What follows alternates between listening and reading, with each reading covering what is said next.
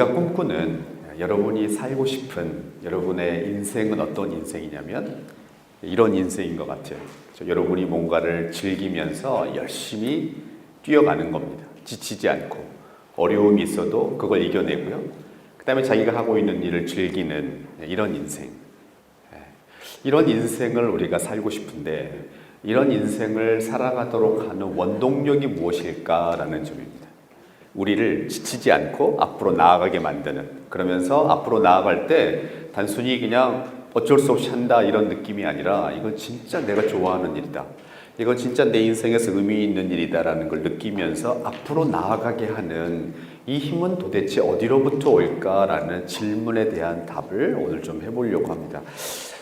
이 질문에 대해서 여러분이 잘 아는 유명한 작가잖아요. 무라카미 하루키라는 분이, 제가 던진 질문에 답을 하려고 쓴 건 아니지만은 이분이 쓴 글에 보면 뒤에서 잘 보이실지 모르지만 이런 표현이 나와요. 분명 사람에게 가장 중요한 것은 지식 그 자체가 아니라 지식을 얻고자 하는 마음과 의욕일 터, 그런 것이 있는 한 우리는 자신이 자신의 등을 밀어주듯이 앞으로 나아갈 수 있다.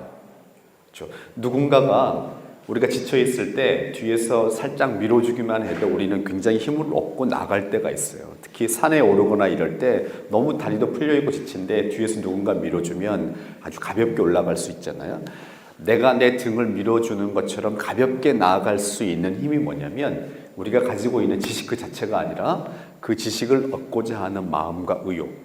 그러니까 오늘 여러분이 오셔서 아침에 김상근 교수님 강의도 들으셨을 거고요. 제 강의도 들으실 거고 오후에 여러 가지 진로에 관한 이야기를 들을 텐데 그런 거를 듣고 싶어 하는 마음, 이 안에 있는 이 마음이 나로 하여금 앞으로 달려가게 한다라는 그런 말인 것 같아요. 그러니까 이분의 관점에서 우리를 이렇게 달려가게 하는 이 원동력은 밖에 있는 게 아니라 안에 있다라는 그런 표현인 것 같아요. 오늘 제 이야기도 우리를 달려가게 하는 그 원동력이 안에 있다, 이런 이야기를 제가 좀 해보려고 하는데요. 최근에 이분의 이야기가 굉장히 유명해졌습니다. 여러분에게 꼭 강추하는, 읽어보시기를 원하는 저자인데요. 빅토르 프랭클이라는 분이 있습니다. 이 빅토르 프랭클이라는 분은 유태인이었고 정신과 의사였어요. 근데 이분이 사람들이 최악의 상황에서, 죽음 앞에서 어떻게 희망을 잃지 않고 살 수 있을까라는 점을 주목하게 된 겁니다. 이분이 그 질문에 대해서 관심을 갖게 되었던 것은 나치 시대에 살았기 때문에 유태인이었고 나치 캠프에 이제 수감이 된 겁니다. 그래서 이 죽음의 캠프에서 죽을 수밖에 없는 그 상황 속에 처하게 됐고, 자기 말고도 수많은 사람들이 그 나치 캠프에서 죽어가는 걸 이제 목격하게 된 겁니다. 그런데 그 과정에서 이 빅토르 프랭클이라는 분이 관찰한 건 뭐냐면, 어떤 사람은 이 죽음 앞에서도 인간의 존엄을 놓지 않고 이 존엄을 지키면서 잘 살아가는 사람들이 있는 반면에 어떤 사람들은 이미 자신의 삶을 포기한 그런 사람들이 있더라는 거예요. 도대체 이 차이는 어디로부터 나올까? 그러면서 자기의 관찰을 근거해서 책을 썼는데 그 책에 보면 영어로 이런 표현이 나와요. Between stimulus and response. 자극과 반응이라는 얘기잖아요. 어떤 자극이 들어오면 우리는 반응하는데 그 자극과 반응 사이에는 there is a space. 공간이 있다. 이 말이 무슨 말이냐면 사람들이 어떤 자극이 들어오면 바로 반응하는 게 아니라 그 자극을 받고 자기가 어떤 생각을 하고 그리고 난 다음에 반응을 한다는 얘기예요. 그 다음 말이 in that space, 그 공간 안에 is our power to choose our response. 우리가 어떤 반응을 보일 건지를 선택할 수 있는 그런 능력이 그 공간 안에 있다. In our response lies our growth and our freedom. 그리고 우리가 그렇게 반응하는데 그 반응 속에 우리의 성장과 우리의 자유가 있다. 그러니까 쉽게 얘기하면 이거예요. 자극과 반응 사이에 공간이 있는데 그 공간이 얼마나 깊고 넓으냐에 따라서 우리가 얼마나 성장하는지, 우리가 인생을 얼마나 자유롭게, 영원히 자유롭게 살 수 있는지가 결정된다, 이런 얘기입니다. 그러니까 이 빅토르 프랭클이 하는 이야기도 뭐냐면 우리를 달려가게 만드는 그 힘은 내면에 있다는 거죠. 자극과 반응 사이에 내 안에 있는 내 인격의 공간, 그래서 우리가 꿈꾸는 건, 여러분이나 제가 꿈꾸는 거는 이런 강의와 이런 기회를 통해서 우리 안에 있는 이 공간의 깊이를 깊게 만들고 넓게 만드는 겁니다. 역시 우리를 달려가게 만드는 힘이 우리 안에 있다라는 걸 보여주는 그런 길이에요. 제가 이제 이 프레임이라고 하는 이야기를 본격적으로 할 텐데요. 프레임과 굉장히 유사한 어떤 개념에 대한 이야기를 하려고 합니다. 우리가 인생을 좌절하지 않고 재미있게 잘 살아갈 수 있도록 만드는 그 힘 중에 하나는 우리에게 영감을 준 어떤 단어들이거나 어떤 문장일 때가 참 많아요. 그렇죠. 우리에게 힘이 되어준 어떤 표현 같은 거, 혹은 어떤 사람의 인생을 보면 우리가 굉장히 힘을 얻게 되는데, 저한테는 세 가지의 그런 글들이 있어요. 첫 번째 글은 이 윌리엄 제임스라는 미국 하버드 대학교의 심리학자였어요. 근데 이분은 워낙 뛰어난 사람이었기 때문에 심리학만 한 게 아니라 철학을 했고요. 동시에 또 의사이기도 했어요. 그래서 이분이 철학자이면서 심리학자이고 의사이기 때문에 여러 가지 방법으로 사람들을 본 겁니다. 그러면서 내린 결론이 뭐냐면, 우리 모두는, 우리 인간은 자기의 인생을 더 좋은 방향으로 바꾸고 싶어 한다. 그 마음이 있기 때문에 여러분이 이 자리에 오신 거예요. 그렇죠? 내가 더 좋은 인생을, 더 좋은 사람이 되고 싶다. 그 목표가 있기 때문에 여기 오셨는데, 윌리엄 제임스가 깨달은 게 뭐냐, 사람들이 다 무언가를 바꿔서 자기의 인생을 바꾸려고 하는데, 괄호 안에 있는 이것을 바꾸면 인생이 바뀐다라고 깨닫는 사람은 대단한 사람이다. 대단한 깨달음을 가진 사람이다. 라는 얘기를 한 겁니다. 사람들이 자기 외모를 바꿔가지고 인생을 바꾸려고 노력한 사람도 있어요. 외모를 바꾸면 인생이 바뀌겠다. 어떤 사람은 자기 학벌을 바꾸어서 인생을 바꿔야 되겠다. 이런 생각하는 사람도 있고요. 제 그 얄궂은 제 친구 중에는 제가 이걸 보여줬어요. 보여주고, 야, 이 괄호 안에 들어가는 게 뭐겠느냐 이렇게 했더니 제 친구가 주저함 없이 하는 말이 와이프 그래요. 와이프를 바꾸면 인생이 바뀌겠다. 그러니까 사람들이 다 이것만 바꾸면 내 인생이 바뀌겠다라고 하는 자기만의 깨달음이 있다는 얘기예요. 근데 자기가 볼 때 최고의 깨달음은 뭐냐? 이거를 바꾸면 인생이 바뀐다라고 깨달을 때 그게 최고의 깨달음이다라고 얘기를 한 겁니다. 여기 안에 들어가는 영어 단어를 한번 맞춰보세요.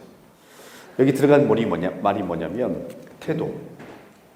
사람이 마음의 태도를 바꾸면, 그러니까 자기가 이 세상을 바라보는 자기 마음의 태도를 바꾸면, 그러면 내 인생이 바뀐다라고 깨닫는 사람은 진짜 복받은 사람이다, 이런 뜻이에요.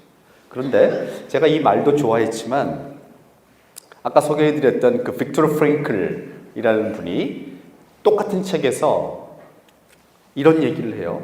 이분이 뭐라고 얘기를 하냐면은 너무 감동적인 얘기. 우리 쉰들러스 리스트 같은 걸 보게 되면은 이 나치의 캠프에서 사람들이 얼마나 그 절망스러운, 공포스러운 상황에 처해 있는지를 우리가 알 수 있잖아요. 그 처해 있는 자기 주변에 있는 사람들, 그리고 자기 자신을 보면서 이분이 내린 결론이 뭐냐면, Everything can be taken. 그러니까 모든 게 다 박탈당할 수 있다, 이런 말이잖아요. From a man. 인간에게서 모든 거를 다 빼앗아갈 수 있다. 근데 영어 but 이게 나오면 뭡니까? 이걸 제외하고 이런 말이죠. except 이런 말이에요. 이걸 빼고는 다 가져갈 수 있다. 근데 그게 뭐냐? The last of the human freedom. 인간이 가지고 있는 자유들 중에서 최후의 마지막 자유. 그러니까 모든 자유는 다 빼앗아갈 수 있지만 마지막 자유 이것만큼은 끝까지 개인의 몫이더라요. 그러면서 그 마지막 자유를 뭐라고 얘기를 하냐면은 to choose one's 이거. 자신의 이것을 선택하는 자유. 그런데 in any given set of circumstances. 그러니까 처지가 어떻더라도 이런 말이에요. 어떤 상황에 놓이더라도 자신의 이것을 선택하는 자유는 끝까지 개인의 몫이다. 다른 것들은 다 그 캠프에 수감되는 순간 뭘 할 건지, 누구를 만날 건지, 무엇을 먹을 건지, 무엇을 볼 건지 모든 자유가 사라졌어요. 그런데 끝까지 그 개인에게 남아있는 자유가 있다. 그게 뭐냐? 자신의 이것을 선택하는 자유인데, 제가 너무 감동적이었던 것은 여기 안에 들어가는 단어가 똑같다는 거예요.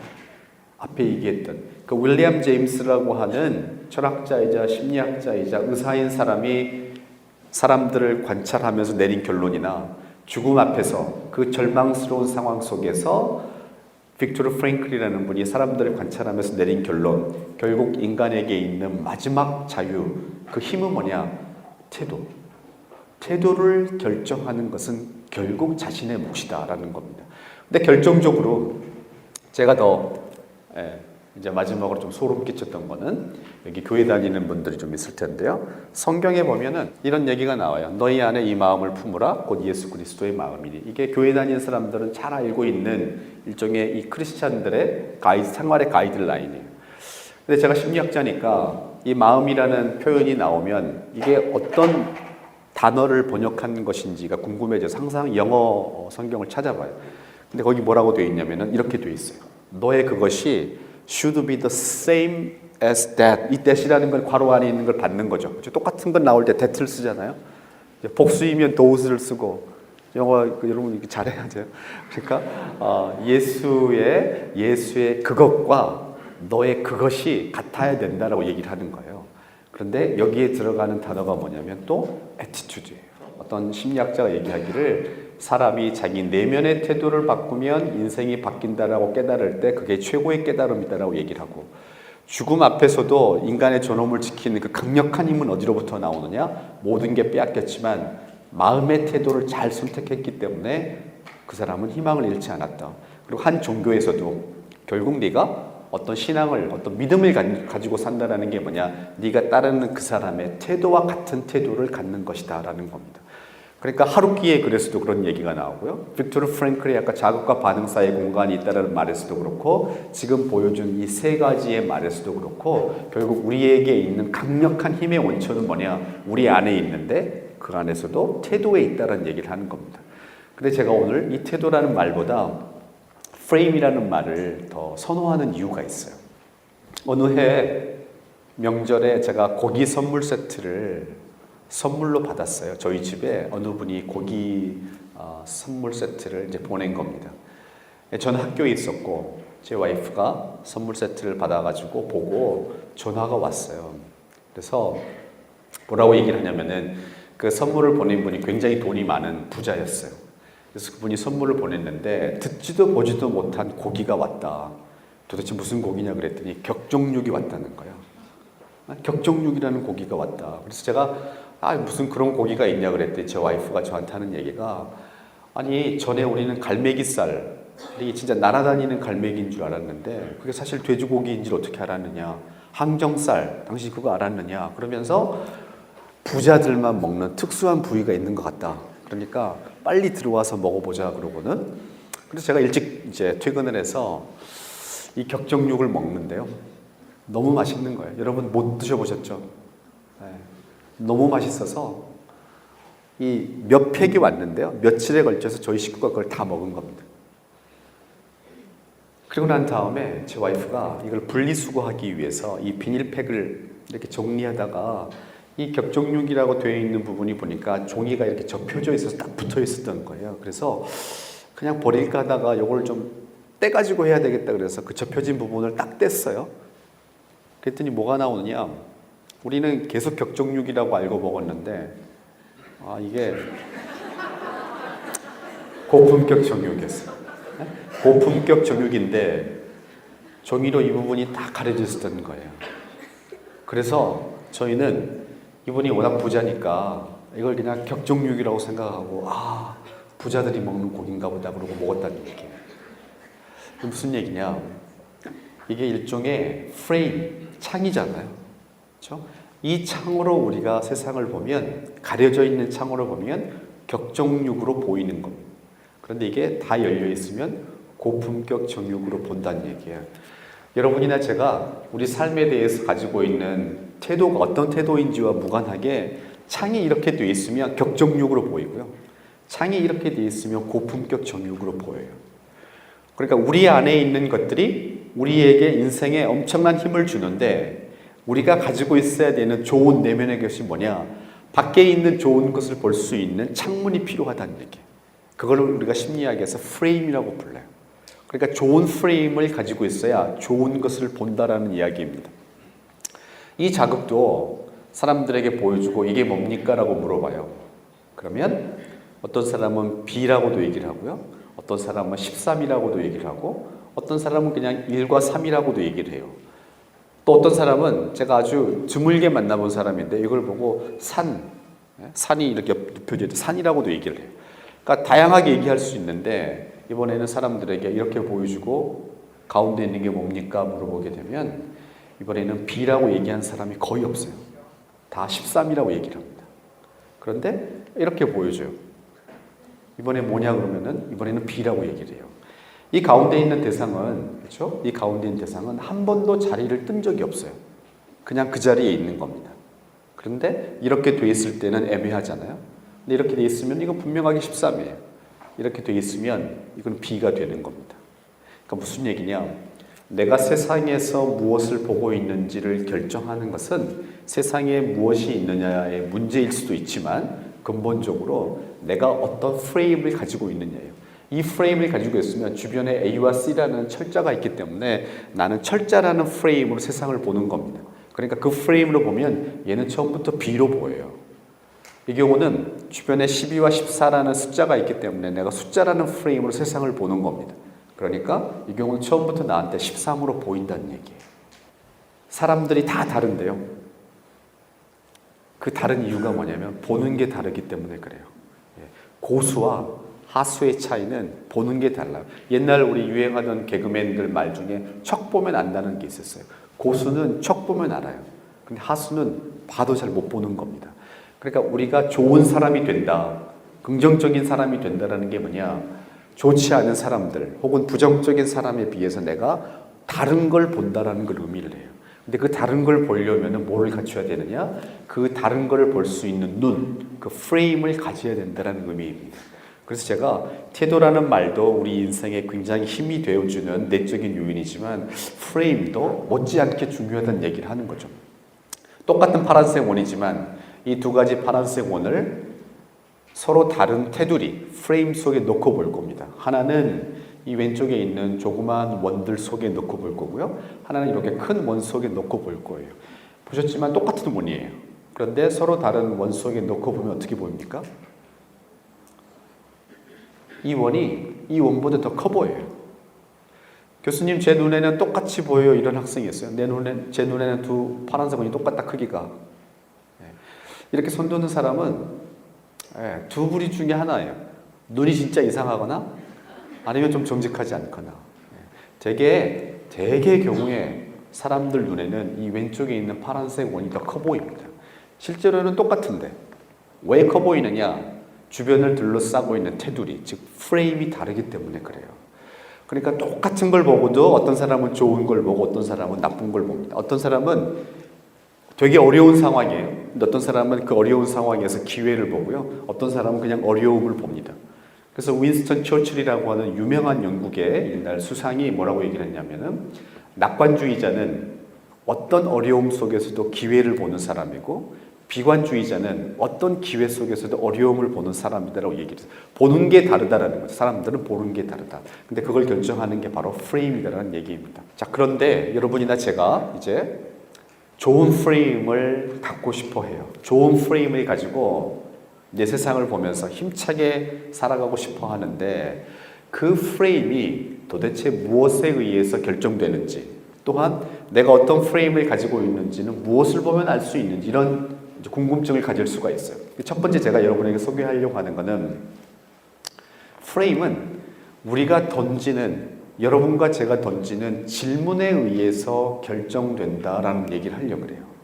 질문이 내가 던지는 질문이 바로 내가 내 인생에 대해서 가지고 있는 프레임이다, 이런 얘기인데요. 그 얘기를 제가 하기 위해서 아주 간단한 예를 좀 들어보려고 합니다. 비행기를 타고 여러분이 어디를 여행하다가 공항에 이제 착륙하려고 그래요. 그래서 비행기가 이런 고도에, 이 정도 고도에 있을 때 자가 점점 낮춰져가지고 고도가 낮아져서 이런 고도에 이렇게 오게 되면은 이 거리에 있는 구체적인 것들이 잘 보입니다. 교통 상황이 어떤지, 자동차가 어떤 종류인지 구체적인 것들이 잘 보여요. 근데 고도가 높은 곳에서는 사실은 이런 구체적인 것들이 잘 안 보이죠. 극단적으로 올라가게 되면, 이런 상황이 되게 되면요, 사실은 이 구체적인 것들이 잘 안 보입니다. 아주 간단한 물리적인 현상이에요. 가까이에서 보면은 구체적인 것들이 보이고 멀리서 보게 되면은 구체적인 것들이 안 보이고 큰 그림이 보입니다. 이게 뭘 얘기하기 위해서 제가 이런 얘기를 하느냐? 제가 프레임이라는 책을 이제 2007년에 발표한 적이 있는데요. 혹시 시간 되시면 한번 읽어보세요. 그 책을 쓰면서 제가 이분의 이야기를 소개를 했어요. 제가 대학교 때, 여러분보다 조금 더 나이가 많았을 때 학교 다닐 때 읽었던 책 속에 나오는 어떤 분에 관한 이야기였는데 평생 제 머릿속을 떠나질 않는 겁니다. 그러면서 저에게 큰 영감이 됐어요. 그리고 나서 제가 이제 심리학자가 돼서 사람들에 관한 연구를 하다 보니까 제가 읽었던 이분에 관한 이야기가 심리학 연구를 통해서 이게 사실이구나라는 걸 알게 된 겁니다. 그분의 이야기는 이렇습니다. 이분의 직업은 거리를 청소하는 분이었어요. 거리를 청소하는 분이니까 사람들에게 큰 존경을 받지는 못해요. 월급도 많지도 않고요. 그럼에도 불구하고 이분은 자기의 일을 아주 열심히 하고 행복하게 잘 살았어요. 그래서 동네에 사는 이분을 잘 알고 있는 어떤 젊은이가 이분을 보면서 항상 의아하게 생각한 겁니다. 이분은 도대체 왜 이렇게 행복하게 잘 살까? 자기는 좋은 직장에 다니지만 그렇게 행복하지 않은데 이분은 왜 그럴까? 그래서 어느 날 이분에게 질문을 해요. 아저씨 왜 그렇게 행복하십니까? 그렇죠? 아저씨 도대체 왜 그렇게 행복하십니까? 라고 질문을 했더니 이분이 뭐라고 얘기를 하냐면은 이분의 답이 제가 대학교 1학년 때 아주 충격적으로 받아들인 그 답이었어요. 이분이 답을 이렇게 얘기를 해요. 나는 지금 지구의 한 모퉁이를 쓸고 있다. 그러니까 행복하다. 나는 지구를 쓰는 사람이다. 이런 얘기예요. 너무 멋지지 않아요? 여러분 나가시면은 거리 청소하는 분들이 있어요. 물어보세요. 뭐 하시는 분입니까? 그랬을 때 나는 지구를 쓸고 있다라고 대답하는 분이 거의 없어요. 이분이 자기가 쓸고 있는 곳을 지구다라고 얘기한 이유는 이래요. 만약에 이분이 자기가 쓸고 있는 곳을 이렇게 가까운 데서 낮은 곳에서 보고 있었으면요, 이런 얘기를 할 겁니다. 나는 지금 서울 서대문구를 쓸고 있다. 정부의 어떤 동네를 쓸고 있다라고 얘기를 할 거예요. 그런데 자기가 보고 있는 눈의 위치를 높여가지고 고도가 점점 높아진다고 생각을 해보세요. 그래서 이런 것에서 보고 있다고 생각을 해보면 내가 쓸고 있는 곳이 서대문구라는 게 보이지가 않는 겁니다. 저 위에서 보게 되면 나는 지구를 쓸고 있구나. 내가 지금 여기 서대문구를 쓸고 있지만 결국 나는 지구를 쓸고 있구나라는 생각을 하게 된다는 얘기예요. 그러니까 이분이 이런 답을 할 수 있었던 이유는 뭐냐? 저 높은 곳에서 보는 프레임을 가지고 있었기 때문에. 높은 곳에서 보게 되면 작은 것들보다는 큰 그림이 보이고요. 가까운 데서 보게 되면은 구체적인 것들이 보입니다. 그런데 사람들에 관한 이 심리학의 연구를 보니까 이렇게 나는 지구를 쓸고 있다와 같이 높은 곳에서 보는 프레임을 가지고 있는 사람들이 인생을 행복하게 잘 살더라는 얘기예요. 여러분이 지금 오늘 하고 있는 이 행사, 그리고 제가 하고 있는 이 강의를 볼 수 있는 프레임은 여러 가지가 있어요. 한 가지 프레임은 저 플라톤 아카데미에서 하고 있는 책 읽는 경찰 가족 행사다 이렇게 할 수 있고요. 그다음에 제 강의도 심리학 강의다라고 프레임할 수가 있어요. 그런데 우리 여기 천장이 있는데 이 천장이 열려 있다고 생각을 해보고 여러분이 높은 곳에 올라가서 우리를 본다고 생각을 해보세요. 그러면 지금 여러분이 보고 있는 것들, 앞에서 강의하고 있는 사람은 서울대 심리학과 교수이고 여러분은 경찰 가족이고 이런 것들이 저 위에서는 안 보여요. 저 위에서는 뭐만 보이느냐?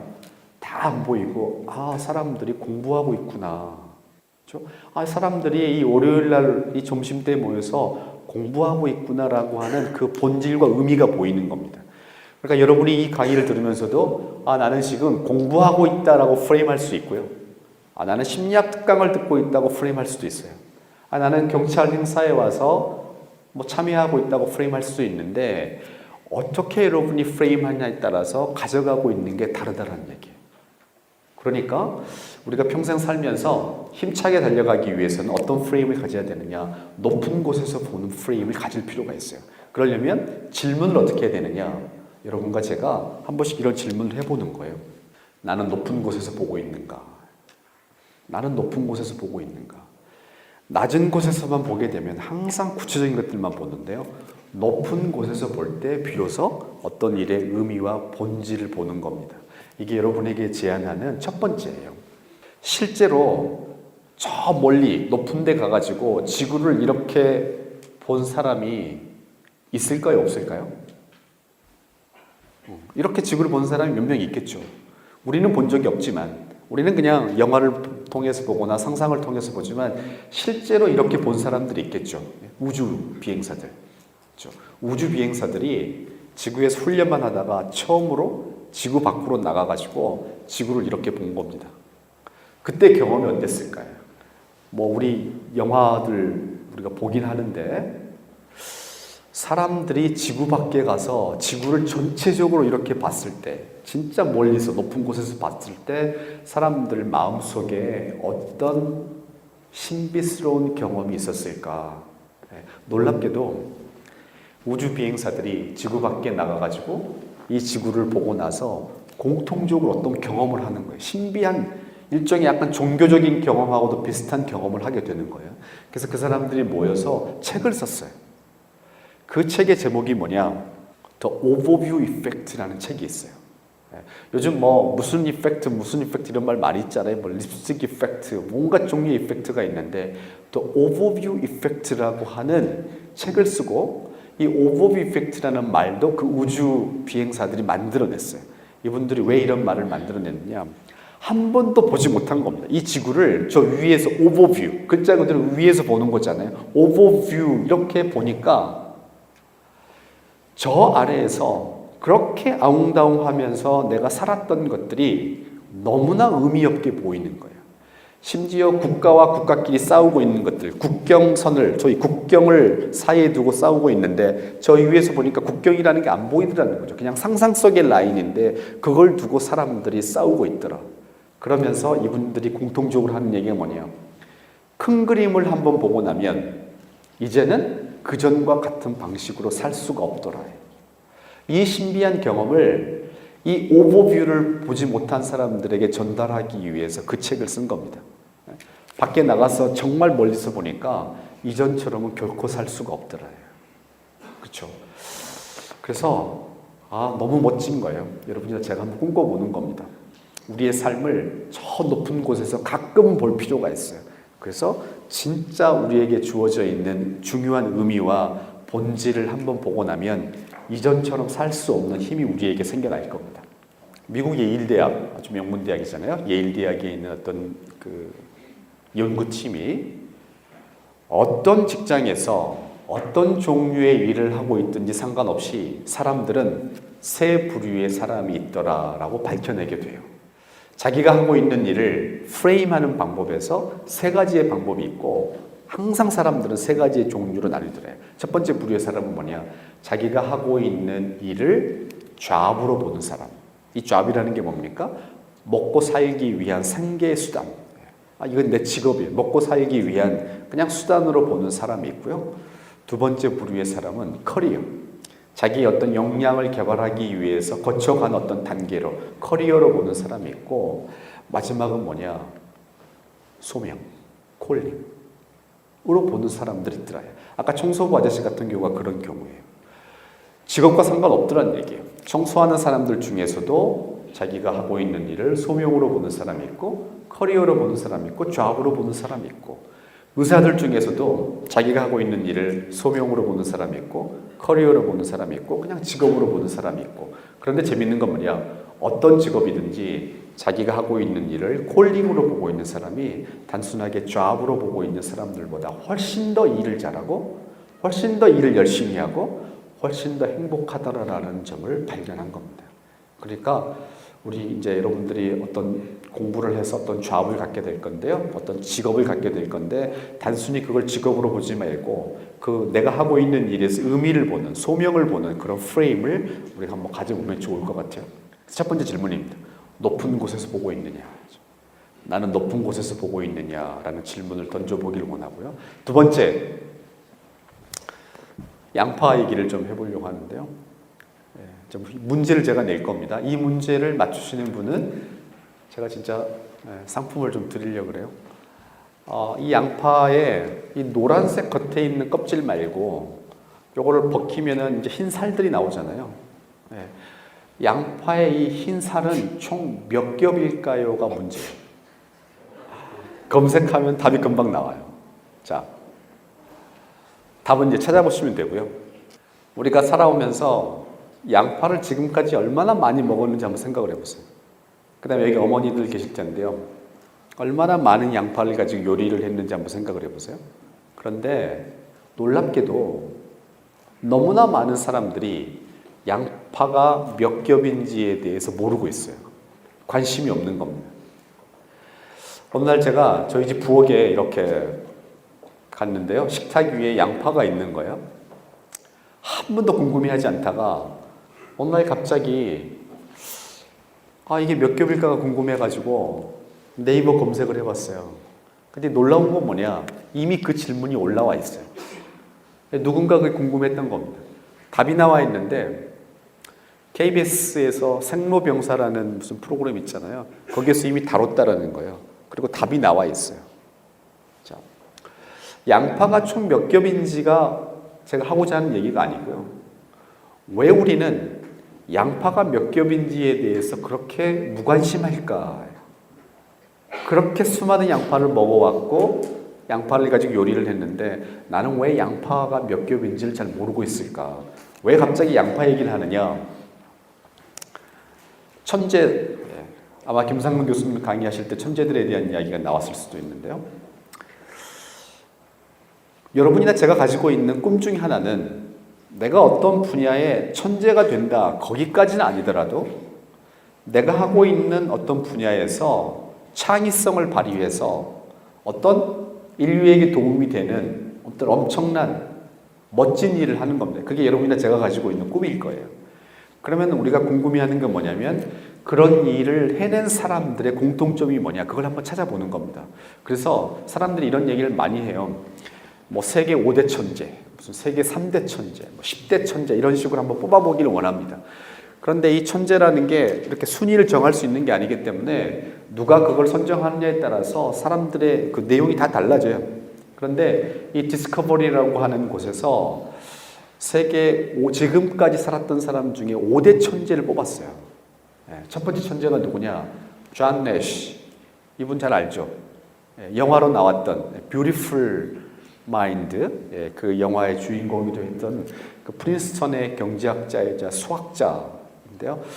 이분이 재미있는 것 중에 하나가 뭐냐? 심리적으로 장애가 있었어요. 질환이 있었는데 스키조프레니아, 정신분열병을 알고 있었어요. 엄청난 천재인데 정신분열병을 알고 있었던 거죠. 자, 이 디스커버리에서 선정한 또 다른 천재가 누구냐면은 여러분 잘 알고 있는 고호, 반 고호. 너무나 유명한 그림들을 그렸잖아요.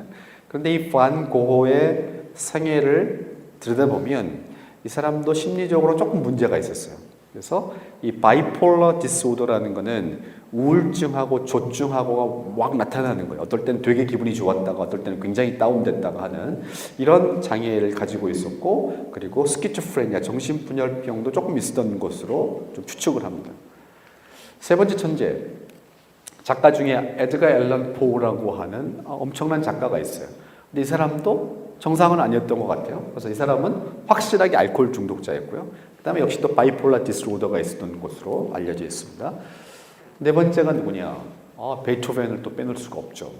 근데 이 베토벤도 양극성, 이 바이폴라 디스오더, 굉장히 기분이 좋았다가 또 우울해지는 이런 기분 장애가 있었던 것으로 알려져 있고요. 마지막 이제 과학자 중에 뉴턴.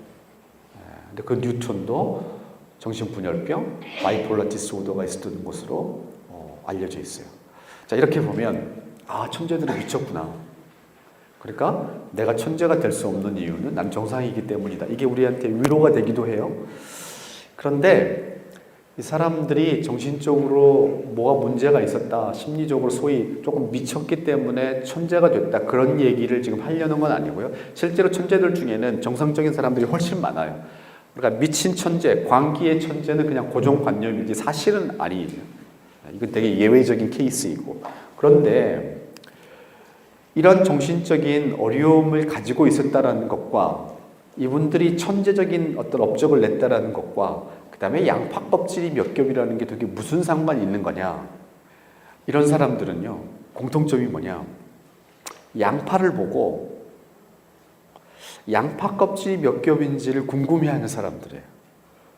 근데 우리는 양파를 보고 그냥 양파다라고 별로 궁금해하지 않는 사람들이라는 얘기예요. 근데 그 차이가 어디로부터 나오느냐? 이름 때문에 그래요. 무슨 얘기냐면은 다시 양파로 한번 돌아가 볼게요.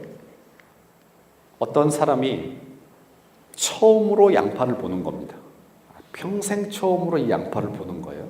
그러니까 이 사람 머릿속에는 얘가 양파라는 개념이 없어요. 양파라는 이름이 없는 겁니다.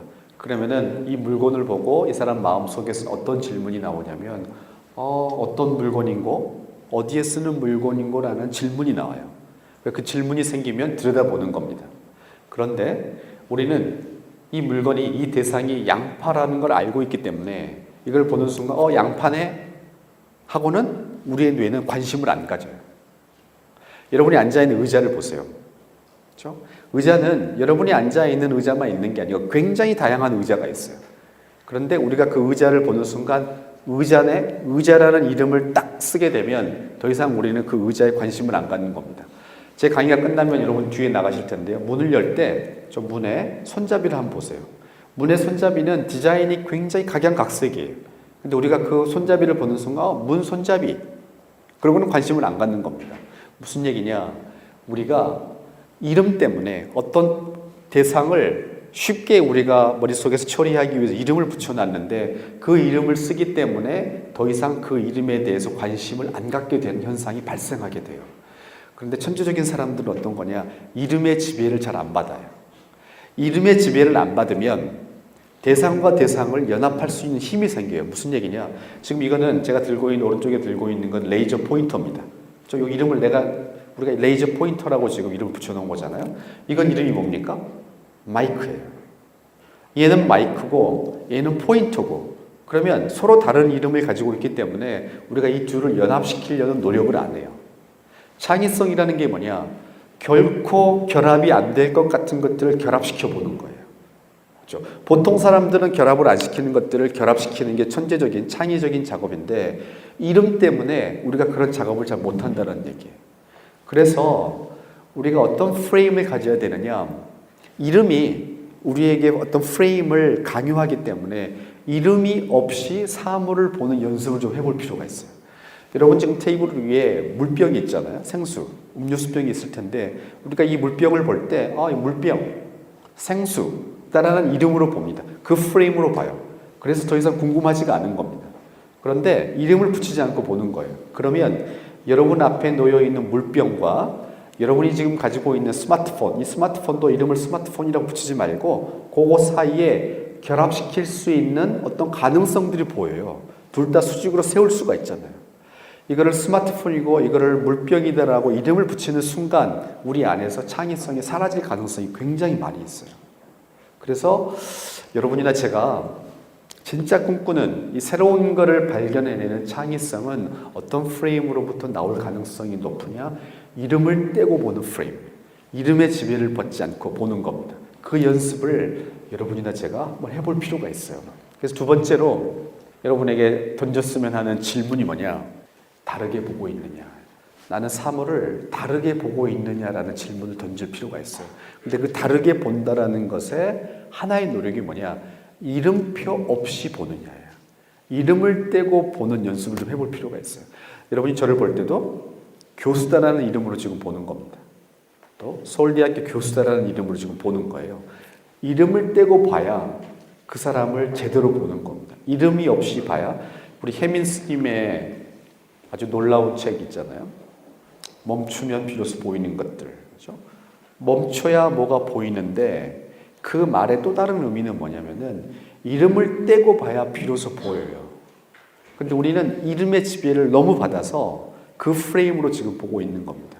남들과 다르게 보려면 이름을 떼고 한번 볼 필요가 있어요. 창의적인 사람들, 이분들이 어떻게 창의적인 결과물들을 만들어내는지, 이분들이 가지고 있는 이 창의성 한번 더 들여다보려고 하는데요. 여러분이 잘 알고 있는 그 우리나라 젊은 광고 제작자 중에 이재석이라는 분이 있어요. 굉장히 젊은 아주 신진 광고 제작자인데 세계적인 슈퍼스타가 됐어요. 이분이 만든 작품들이 굉장히 많아요. 그러니까 한번 보세요. 반전, 전쟁하지 말고 폭력 쓰지 말자. 그 메시지를 전하는 공익 광고를 만들고 싶은 겁니다.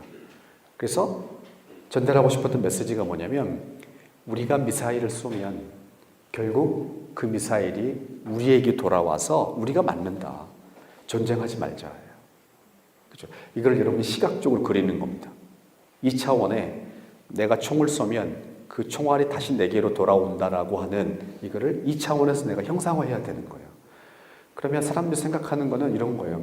아, 내가 미사일을 쏘면은 저쪽에서 무슨 쫙 뭔가를 쏘게 되면은 그게 되돌아와 가지고 다시 나한테로 맞는 이런 걸 우리가 생각할 거예요. 되게 이런 걸 생각하는데 이분이 한 건 뭐냐면은 그냥 이렇게 그린 거예요. 전투기에서 미사일을 쏴요. 이게 다예요. 근데 이걸 어떻게 했느냐? 전시할 때 둥그런 기둥에다가 이거를 만 거죠, 이렇게. 그러니까 내가 여기서 쐈는데 결국 돌아와서 나를 맞춘 형국이 되는 거예요. 그러니까 우리는 이 안에서 내가 쏘면은 나를 맞추는 걸 구현하려고 했는데 이분은 그게 아니고 이 전시하는 공간을 이용을 한 겁니다. 이게 굉장히 다르게 지금 보고 있는 거예요. 그 다음에 이분이 이제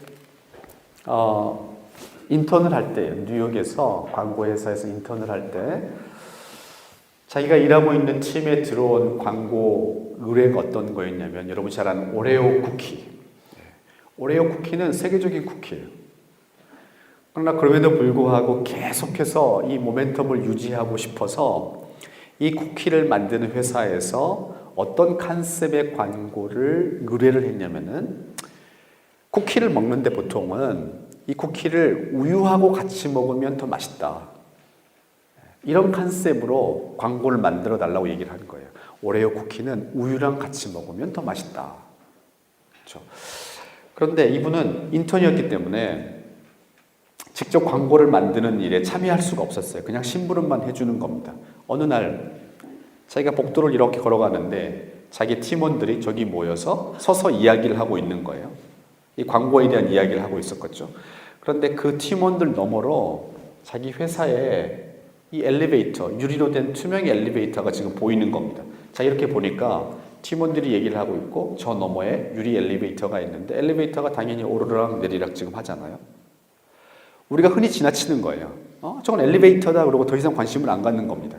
근데 이재석이라는 분이 그걸 딱 보고 어떤 생각이 들었냐면은 그 엘리베이터의 이 아랫부분에다가 우유잔을 크게 확대해가지고 하나 붙이고 이 오르락 내리락 하는 이 윗부분에다가 오레오 쿠키 사진을 크게 이렇게 붙이게 되면은 엘리베이터가 내려오면은 우유잔 속에 들어가고 다시 빠져나오는 이게 될 것 같은 생각이 드는 거예요. 그래서 팀원들이 얘기하고 있는데 사무실에 가가지고 오레오 쿠키 사진, 우유잔 크게 확대해가지고 이렇게 붙인 겁니다. 그리고는 그걸 자기가 영상으로 찍었어요. 그래서 인터넷에 그냥 올린 거예요. 며칠 후에 난리가 났어요. 팀에 소출을 한 겁니다. 막 야단을 치는 거야. 너 인턴 주제 감히 네가 이런 거 만들어가지고 올렸다고. 그런데 그게 별 문제가 되지 않고 잘 넘어가요. 그 이유가 뭐냐? 인터넷상에서 이 영상이 엄청 화제가 된 거예요. 이 오레오 회사에서 이게 너무 마음에 들었던 겁니다. 그래서 이 사람이 별로 징계당하지 않고 잘 넘어갔다라는 이야기가 그분의 책에 나와요. 이재석이라는 분이 자기의 이야기를 담은 책을 썼어요. 근데 그 책 제목이 아주 기분 나빠요. 자기가 썼는데 책 제목이 광고 천재 이재석이에요. 자기를 광고 천재라고 얘기를 하는 겁니다. 그 책에 보면 이분의 그런 스토리가 나와요. 그러니까 여러분이나 저나 이런 창의성을 지금 꿈꾸는 거예요. 남들과 다르게 보는. 제가 이름을 떼고 보는 게 한 방법이라고 말씀을 드렸어요. 그런데 학자들이 연구를 더 해보는 겁니다. 도대체 어떻게 하면은 사람들이 이런 창의적인 새로운 생각을 할 수 있을까? 어떤 문제를 주고 어떻게 하면 사람들이 새로운 방법으로 문제를 풀 수 있을까 해서 여러 가지 노력을 해본 겁니다. 근데 그 중에서 그 많은 연구를 통해서 밝혀진 가장 간단한 방법이에요. 너무 간단해서 사람들이 잘 안 믿어요. 그렇죠? 건강하게 살려면 규칙적으로 운동하는 게 좋다. 이거 너무나 맞는 얘기지만 너무 간단하니까 사람들이 잘 안 믿는 것처럼 아주 간단하면서도 가장 효과적인 방법이 나오는데 너무 단순하니까 사람들이 잘 안 믿는 건데요. 사람들에게 어떤 문제를 주면서 이 문제를 어떻게 풀라고 지시했을 때 사람들이 가장 창의적으로 풀까? 이걸 한번 생각을 해보세요. 누군가에게 어떤 문제를 주면서 이 문제를 이렇게 풀어야 돼. 자, 어떻게 풀라고 얘기했을 때 사람들이 새로운 방법으로 풀까요? 잘 풀어라. 뭐 열심히 풀어라. 최선을 다해서 풀어라. 여러 가지 방법이 있잖아요. 근데 연구를 해보니까 놀랍게도 어떤 지시가 가장 효과적이었냐면, 야, 이 문제를 남들과는 다른 방법으로 풀어라. 그 방법이에요. 다르게 풀어라. 그렇게 지시를 했을 때 사람들이 새롭게 풀어요. 무슨 얘기냐? 우리 안에는 잠재적으로 창의성이 있는데요. 일상을 살면서 창의적으로 남들과 다르게 이 문제를 풀어야 되겠다는 생각을 안 하면서 우리가 일을 한다는 얘기예요. 그러니까 사람들에게 남들과 다르게 풀어라 라는 지시를 받았을 때 우리 안에 있는 이 잠재적인 창의성들이 생겨난다는 얘기입니다. 그러니까 여러분이나 저에게 해야 되는 질문이 뭐냐? 제가 이미 말씀드렸지만 다르게 보고 있는가예요. 나는 이 문제를 다르게 보고 있는가? 남들과 다르게 풀어야 된다는 생각을 하지 않으면 남들과 다르게 풀 수 없다는 거예요. 우리 안에 창의성이 부족해서 우리가 창의적인 인재가 못 되는 게 아니라 다르게 풀어야 되겠다라고 하는 생각이 부족해서 우리가 창의적인 문제 해결을 못할 때가 많이 돼 있다는 겁니다. 이게 두 번째 질문이에요. 나는 다르게 보고 있는가? 이 질문을 좀 해보실 필요가 있고요. 이제 오늘 마지막 프레임이자 마지막 질문인데요. 차 운전하다 영어 단어가 뭐죠? drive. drive의 과거형은 뭐예요? drove. 그럼 그거의 완료형은 drive, drove. 이거죠. 그런데 이 drive의 완료형일 뿐만 아니라 이 말은 그 완료형이 아닌 형용사로의 뜻이 있어요. driven 된다. 질주하는 거잖아요. 뭔가에 운전하듯이 달려가듯이 한다. 그래서 이 driven이라고 하는 말은 단순하게 열심이다라는 걸 넘어서 있는 그 열심이 진짜 최고점에 이르렀을 때 저 사람은 저기에 완전히 미쳐 있다. 그때 영어로는 driven 되어 있다라고 얘기를 해요. 한양대학교에 정민이라는 교수님이 쓴 몇 년 전에 나온 책이 있어요. 미쳐야 미친다라는 책이 있습니다. 앞에 미쳐야라는 말은 driven이에요. 뭔가에 미쳐야. 두 번째 미친다라는 말은 어떤 목표에 도달한다. 불광, 불급, 미치지 않으면 어디에 도달하지 않는다 이런 뜻인데요. 이게 바로 첫 번째 미쳐야 된다는 얘기입니다. 무슨 얘기냐면은 사람들에게 또 학생들에게 요즘 공부 열심히 하니, 직장인들에게 요즘 열심히 일하니 이렇게 물어보면 요즘은 대부분의 사람들이 그렇다라고 얘기를 해요. 특히 우리나라에서는 너무나 우리가 일을 열심히 합니다. 그러니까 일을 열심히 하고 있니? 최선을 다하고 있니? 라는 말은 별로 의미가 없어요. 누구나 그렇게 하고 있기 때문에. 그 질문을 던지면 우리의 목표가 굉장히 낮아질 수밖에 없어요. 제가 2000년도에 저희 서울대학교에 교수로 왔어요. 2000년에. 근데 처음에 교수로 왔을 때 그 돈도 없고 집도 없고 당연히 그러니까 그 저희 학교에 교수들 아파트가 있었는데요. 70년대 지어진 주공 아파트였어요. 그러니까 5층짜리 엘리베이터가 없는 그 아파트에 5층에 살았어요. 근데 제가 그때 어린아이가 2명이 있었어요. 주차장도 지하가 아니고 엘리베이터도 없고 이러니까 비 오거나 눈 오고 이럴 때 뭐 장바 가지고 오게 되면은 제 와이프가 하나는 업고 하나는 들고 모두 뭐 짐 들고 너무 불편하고 엘리베이터가 없으니까 5층까지 오르락 내리락 하면서 그래서 저희가 야 저게 힘들다 어떻게 엘리베이터가 없냐 이제 불평을 가지고 살다가 나중에 이제 학교 밖에 아파트로 이사를 왔는데 그 아파트가 31층이었어요. 그리고 저희는 24층에 살았어요. 어느 날 제가 아침에 출근하기 위해서 엘리베이터를 타고 쭉 내려가고 있는데요. 되게 이제 늦어가지고 마음이 급한데 5층에서 엘리베이터가 딱 쓰는 겁니다. 그리고 누군가 딱 탔어요. 제 속에서 욕이 나왔어요. 그냥 속으로만. 뭐라고 했냐면은 저 층은 좀 걸어 다니지. 제가 5층에 살 때는 너무 높은데 엘리베이터가 없다고 불편했는데요. 31층 아파트에 24층에 사니까 5층은 저층으로 보이는 거예요. 이 정도는 걸어가도 될 정도가 되는 겁니다. 열심히 하고 있느냐, 최선을 다하고 있느냐라는 질문은 어떻게 보면 5층짜리 질문이고요. 드리븐되어 있느냐라는 질문은 일종의 30층짜리 질문이에요. 그렇게 던져야 우리가 제대로 보이는 겁니다. 제가 이미 아까 이재석이라는 분의 광고 이야기를 했는데 조금 더 해볼게요. 이분이 세계적인 스타가 된 첫 번째 계기예요. 대기오염. 그렇죠? 이 대기오염 같은 거 진짜 이거 하면 안 된다라는 메시지를 전달하는 작품을 구상하고 있었어요. 이분이 뉴욕에서 이제 유학을 하고 있었는데 수업 시간에 과제로 나온 겁니다. 아이디어가 안 떠올라서 동네를 이렇게 자전거를 타고 산책을 하고 있었어요. 그런데 이 건물 벽에 실제로 지금 이게 붙어 있는 건 아니에요. 그냥 건물이 있고 굴뚝은 실제 굴뚝이고 연기가 나오고, 아마 여러분이나 저나 대부분 그냥 지나쳤을 거예요. 어디에서나 볼 수 있는 평범한 건물에 굴뚝이 있고 거기서 연기가 나오는, 그냥 지나쳤을 텐데 이분이 이걸 보고 이 생각이 든 겁니다. 이 굴뚝은 권총의 총구 같고 얘는 그 총구에서 나오는 화약 연기 같다. 그러니까 여기다가 권총 사진을 딱 붙이게 되면 대기 오염을 지금 내뿜고 있다는 것은 우리가 이 하늘을 향해서 총을 쏘고 있는, 이 자연을 죽이고 있는 거하고 똑같다.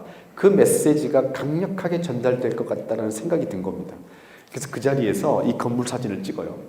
그리고는 자기 방에 돌아와서 인터넷에서 권총 사진 하나를 뽑아가지고 합성을 시킨 거예요.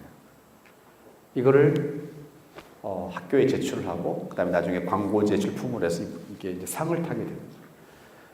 굉장히 창의적인 거죠. 남들이 보지 못하는 걸 본 겁니다. 이분이 만든 또 유명한 상업 광고 중에 아주 재밌는, 제가 좋아하는 건데요. 이게 무슨 광고일까 한번 보세요. 참고로 요거 이 레이드라는, 영어로 레이드는 뭡니까? 뭘 습격한다, 잡는다 이런 거잖아요. 근데 이 레이드는 곤충 같은 거를 뿌려서 죽이는 약이에요. 쫙 뿌리는 스프레이 약이 제품인데요. 그거를 지금 홍보하는 겁니다. 그러니까 이걸 보고 웃으셔야 여러분이 정상이에요. 이걸 보고 웃지 않으면 제 강의가 재미없거나 여러분이 좀 지쳐있거나 아무튼 그런데요. 곤충을 여러분들이 보세요. 이 곤충을 약을 뿌려가지고 죽이면 죽을 때 곤충이 어떻게 죽습니까? 뒤집어서 죽어요. 배를, 천장을 향해서 이렇게 배를 까고 죽습니다. 그래서 이분이 뭐를 했느냐, 폭스바겐 자동차 중에 비틀즈라고 하는, 딱정벌레라고 하는 별명이 붙어 있는 차가 있어요. 그래서 그 차를 이렇게 뒤집어 놓고 거기에다 레이드라고 해놓은 거예요. 그러니까 이 레이드를 알고 있는 소비자들이 볼 때 이게 너무 기가 막힌 광고가 되는 겁니다. 실제로 자동차를 뒤집은 것도 아니에요. 이미지를 그냥 회전시키고 거기다가 레이드를 붙여놓은 거죠. 너무나 기가 막힌 창의적인 작품이 나온 겁니다. 그러니까 이런 분들을 보면 우리가 궁금해지는 거죠. 도대체 이런 분들의 창의성은 어디로부터 나올까? 그래서 제가 궁금해서 서점에 가서 그분의 자서전을 읽어보는 거예요. 도대체 무엇이 이 사람으로 하여금 이런 걸 만들어내게 했을까? 책을 읽다가 제 스스로 이제 저만의 답을 찾았어요. 이 작품을 보고. 앞에 두 개의 작품과는 전혀 달라요. 보시면 이 작품은 메시지가 분명해요. 그리고 이거는 레이드, 비틀즈를 알고 있는 사람들에게도 이건 분명합니다. 근데 이거는 뭘 하려고 하는 건지 알 수가 없어요. 그렇게 창의적인 것 같지도 않고요. 뭐 기발한 것 같지도 않고. 이게 뭐냐?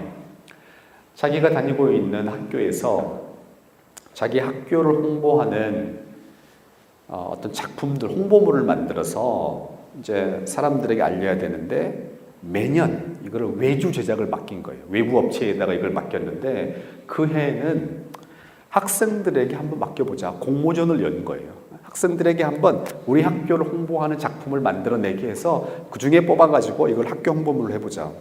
그래서 이분이 자기도 여기에 출품하고 싶었던 겁니다. 그리고는 곰곰이 생각을 해보는 거예요. 어떻게 하면 우리 학교를 시각적으로 형상화해서 보여줄 건가? 이러다가 생각이 어디에 다다르게 됐느냐? 우리 학교에서는 사람들이 뭘 하고 있는가? 우리는 뭘 하는 사람들인가? 여기에 생각이 다 다르게 된 겁니다. 그러다 보니까 마지막 생각이 뭐냐? 그럼 나는 뭐 하는 사람인가요? 나는 우리 학교에서 뭘 하는 사람인가? 그거를 보여주는 게 좋겠다라고 생각을 한 거죠. 그리고 나서 자기를 보니까 자기는 뭘 하고 있느냐? 자기는 좋은 작품을 만들기 위해서 밥 먹을 때도 생각, 심지어 화장실에 앉아서 일을 볼 때도 생각하더라요. 그러니까 화장실에서 일을 보고 있다가도 아이디어가 떠오르면 나는 화장지에다 메모한다. 그래서 보시면 이 화장지에다가 노트처럼 줄을 그어 놓는 거예요. 냅킨. 난 밥 먹다가도 뭔가 떠오르면 그리거나 메모한다. 그래서 내 눈에는 냅킨도 메모지다. 식판에 깔려 나오는 종이도 당연히 메모지인 거죠. 줄 그어 놓은 겁니다. 설탕 봉지, 소금 봉지. 이것도 내 눈에는 메모지다요. 이게 뭐냐? 소위 드리븐 되어 있는 상태예요. 내가 지금 해결하고자 한 어떤 문제에 완벽하게 단순하게 이거 일 중독이 아닌 겁니다. 일 중독자를 보면 우리가 안 됐다는 생각이 들어요. 근데 이렇게 드리븐 되어 있는 사람을 보면요, 우리가 어떤 생각이 드냐면 영어로 AWE라는 건데요, 경외감. 이 사람 진짜 대단하다. 이 사람 진짜 여기에 푹 빠져 있구나. 이런 이재석이라는 이런 분들을 보고 이 사람 진짜 기가 막힌 어떤 재능이 있을 거라고 생각하는데 이분의 책을 읽어보게 되면 재능 이전에 이 정도의 드리븐 되어 있는 상태에서 일을 하고 있다는 겁니다. 우리가 단순히 최선을 다하고 있느냐 이 질문이 아니라 나는 지금 내가 하고 있는 일에 드리븐 되어 있느냐라는 질문을 통해서 그 프레임으로 우리 자신을 볼 필요가 있어요. 단순히 공부를 열심히 하라는 게 아니고요. 여러분이 진짜 관심이 있고 의미가 있는 어떤 일들에 대해서 드리븐 되어 있는 상태로 살 수 있어야 된다는 겁니다. 2011년에 제 대학원생이 미국으로 유학 가는데 그 학생을 위해서 쓴 추천서예요. 제가 일부러 그 학생의 실명까지 여러분에게 보여드려요. 박보경이라는 학생이고요. 지금 스탠포드에서 박사과정을 밟고 있어요. 제가 쓴 추천서의 첫 부분입니다. 이 보시면 I'm thrilled. 이거 뭐 통상 쓰는 표현이에요. 내가 이 학생 추천서 쓰게 돼서 너무 기분이 좋다. 이건 의례적인 표현입니다. 근데 one of my best students. 지금까지 내 학생들 중에 가장 one of best다. 여기까지도 그냥 늘 쓰는 표현이에요. 그런데 여기에 ever 요 단어 하나가 딱 들어가면 의미가 바뀌어요. 이건 잘 안 써요. ever는 뭐냐? 지금껏 최고다 이런 뜻이에요. 얘 굉장히 훌륭한 학생이다. one of best다. 이 말을 많이 쓰는데요. ever라는 말을 못 써요. 매년 ever를 쓰게 되면 그쪽에서 저를 어떻게 생각하겠어요? 그쪽 ever는 그냥 평생에 한두 번 쓰는 겁니다. 제가 2000년에 서울대 와가지고 처음 2011년도 이 학생한테 ever를 썼어요. 그럼 이 학생이 다른 제 서울대 학생들에 비해서 IQ가 더 높거나 그런 학생이 아니에요. 똑같아요. 굉장히 평범해요. 근데 특징이 뭐냐? 자기 연구가 시작되면 완벽하게 드리븐 돼요. 교수가 옆에서 볼 때도 겁이 날 정도로. 그러니까 이 학생 때문에 내가 놀 수가 없을 정도로 완전히 드리븐 돼요. 이게 여러분과 제가 꿈꿔야 되는 앞에서 보여드린 사진처럼 그렇죠? 그게 여러분이 하는 어떤 공부가 됐든 음악이 됐든 미용이 됐든 어떤 일이든지 내가 드리븐 되어 있는가라는 질문으로 나를 봐야지 나 지금 열심히 하고 있는가 이 질문으로 보게 되면 열심히 하고 있죠 당연히. 그러면 차별화되기가 어렵다라는 겁니다. 마지막으로 제가 이분 얘기를 하고 끝내려고 그래요. 파블로 카잘스라는 첼리스트 이야기입니다. 스페인 출신이고요. 1876년에 태어나서 1973년에 죽었으니까 굉장히 오래 살았어요. 첼로의 성인이라고 불리우는 사람이고요. 지금도 첼로를 처음 배울 때 이 사람의 교수법을 가지고 배울 정도로 유명한 아주 영향력 있는 그런 분이에요. 저는 뭐 첼로를 잘 모르니까 이분은 몰랐어요. 근데 어떤 책을 읽다가 이분에 관한 짧은 에피소드가 소개되어 있는 걸 보게 된 겁니다. 그때까지만 해도 이분이 누군지도 모르고 그냥 그 에피소드를 재밌게 읽었는데 그 에피소드가 이래요. 세계적인 첼리스트인데 이분이 90이 됐을 때예요. 90이 됐을 때 90이 됐지만 여전히 하루에 3시간 이상씩을 연습을 한 겁니다. 집에서. 그러니까 옆집 사람이 궁금해지는 거예요. 아니 이 세계적인 첼리스트가 이 많은 나이에 아직도 연습한다라는 게 너무 신기해서 질문을 한 거죠. 선생님 왜 아직도 그렇게 연습하십니까? 라고 질문을 했어요. 그랬더니 이 선생님이 한 답이 걸작이에요. 이 답을 보고 제가 제 책상에서 한 5분 정도 일어날 수가 없었어요. 너무 몸에 전율을 느껴가지고. 우리가 예상할 수 있는 답은 이런 거예요. 아, 내가 지금까지 한 게 이거밖에 없으니까라든지, 무슨 뭐 연주회가 있다든지, 혹은 뭐 이런 거 해야 뭐 치매가 안 걸린다든지, 이러면 그냥 우리가 이해할 수 있는데, 이분이 한 답이 뭐냐? 아주 압권이에요. 90이 넘은 세계적인 거장이, 아, 요새 내가 실력이 좀 느는 것 같아. 이거 별로 놀랍지 않은가 봐요. 요새 내가 실력이 좀 느는 것 같아. 너무 멋진 답 아닌가요? 이게 드리븐 되어 있는 사람의 모습이고요. 이 번역은 이렇게 되어 있는데, 영어, 원래는 스페인 말로 되어 있었겠죠. 그게 영어로 번역이 됐고, 다시 한국말로 번역이 됐는데, 영어 번역이 이렇게 되어 있어요. I'm beginning to notice some improvement. 이 표현이 얼마나 멋진 표현이냐면, beginning to notice. 여러분, 우리 어렸을 때, 초등학교 때 방학 숙제가 나와요. 씨 뿌려가지고 그 관찰하는 이런 거 나오잖아요. 그러면은 아침에 눈 뜨자마자 달려가서 봐요. 혹시 뭐가 나왔나? 없어요. 다음 날도 가보고 다음 날도 가봐요. 없어요. 어느 날 내가 탁 갔는데 그 흙 속에서 초록색 빛이 살짝 보일 때, 와, 뭐 보인다 이럴 때 있잖아요. 그때 쓰는 표현이 이거예요. I'm beginning to notice. 와, 이제 보이기 시작한다. 그때 그 흥분을 담고 있는 표현이 이 표현이에요. 요새 내가 실력이 좀 느는 것 같아. 우리를 힘차게 달려나가게 하는 힘. 아까 그 일본 작가가 했던 말, 지식 그 자체가 아니라 지식을 얻고자 하는 마음과 의욕이 있으면 내가 내 등을 미는 것처럼 우리는 앞으로 나아갈 수 있다. 이게 이 파블로 카잘스가 가지고 있었던 마음이에요. 우리 안에 이런 마음이 있으면, 여러분 안에 그 마음이 있으면 내가 나를 밀어주는 것처럼 우리는 앞으로 계속 나갈 수가 있는 겁니다. 결론을 내릴 텐데요. 인생을 행복하게 잘 산다는 거는 무슨 말이냐? 인생에서 좋은 것을 보는 거예요. 보는 게 달라야 돼. 근데 보는 게 다르려면 보는 프레임이 달라야 돼. 이제 프레임이 다르려면 질문이 달라야 돼. 우리가 던지고 있는 질문이 달라야 돼. 첫 번째 던져야 되는 질문이 뭐냐? 가끔은 우리가 높은 곳에서 봐야 돼요. 높은 곳에서 봐서 뭘 봐야 되느냐? 의미를 좀 봐야 돼요. 그냥 구체적인 것만 보지 말고 높은 곳에서 의미를 봐야 돼요. 그래서 똑같이 서울 시내를 쓸고 있지만 지구를 쓸고 있다라는 어떤 분의 고백처럼 어떤 의미를 보고 있는 사람이 될 필요가 있고요. 두 번째, 다르게 좀 볼 필요가 있어요. 나는 창의적이지 않다 이렇게 생각할 게 아니라 남들과 다르게 보고 있는가라는 질문을 던져서 늘 새롭게 보려는 마음을 가지고 있으면 다르게 볼 가능성이 많아요. 그 다음에 이름표 없이 좀 이름을 떼고 한번 볼 필요가 있어요. 그 다음에 제일 중요한 마지막, 최선을 다하고 있는가라는 질문에 머물지 말고 나는 드리븐 되어 있는가. 그래서 이분의 말처럼 와, 이제 내가 좀 실력이 향상되는 것 같아. 이런 느낌이 단순히 젊었을 때뿐만 아니라 이 90이 돼서도 그런 말을 할 수 있는 그런 프레임을 여러분과 제가 다 가져가기를 원하는 마음에서 강의를 했습니다. 고맙습니다.